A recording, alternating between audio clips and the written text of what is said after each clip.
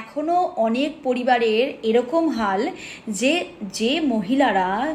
বছরের পর বছর ধরে নিজের স্বামীর চাড্ডি মানে নিজের স্বামীর অন্তর্বস্ত্র হাত দিয়ে ধুয়ে ধুয়ে রোদে শুকিয়েছে, সেই পরিবারের মহিলারা নিজের ব্রেসিয়ার বা নিজের প্যান্টি নিজের আন্ডারওয়্যার ছাদে শুকোতে পারে না। তারা বাথরুমে মেলে দেয়, এমন কোনো কোনায় মেলে দেয় যেখানে রোদ যায় না, যেখানে মেললে পরে সেটা ভালো করে শুকোয় না এবং তাতে তারা ইনফেকশনের শিকার হতে পারে। কি আশ্চর্য বিষয় না যে আমরা হেলথের কথা বলি, হাইজিনের কথা বলি, ফিমেল অ্যাওয়ারনেসের কথা বলি, সেইখানে শিক্ষিত মহিলারাও আজকাল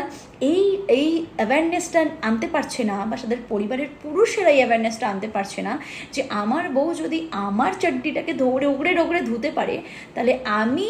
তার ব্রা বা তার প্যান্টিটাকে রোদে শুকোতে পারমিশন কেন দিতে পারি না। এরকম অনেক পরিবারে হয়, এটা বাস্তব যে তাদের ব্রা ব্রেসিয়ার বা তারা তাদের প্যান্টিটাকে রোদে শুকোতে পারে না, তাদের শ্বশুর শাশুড়ি হাজব্যান্ড দেওর এদের সামনে নিজের অন্তর্বস্ত্রকে শুকোতে পারে না, পাবলিকলি আনতে পারে না, তাতে তাদের পরিবারের মান সম্মান মর্যাদা সব কিছু যেন ধুলোয় মিশে যাবে। আমি বুঝতে পারি না যে চলিকে পিছে ক্যা হে গানটাতে যারা এত ডান্স করতে পারে, এত নাচতে পারে, কিন্তু আসলে তার পিছনের মিনিংটা বাস্তবতাটাকে বুঝতে মানুষের দাঁত ভেঙে যায় আজও এই শিক্ষিত সমাজে।